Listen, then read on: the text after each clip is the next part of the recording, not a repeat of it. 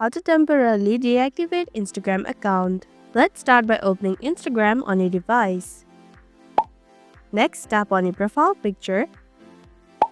Now tap on three horizontal lines from the top right corner. Then click on Account Center.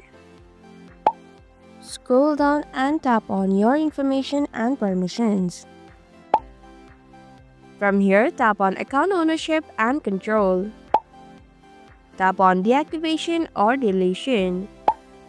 Select the account that you want to deactivate. Make sure that you have selected Deactivate Account option and tap on Continue button. Re-enter your password and click on Continue. Select the reason that you want to deactivate and tap on Continue button. You can deactivate account with username and password. And that's it.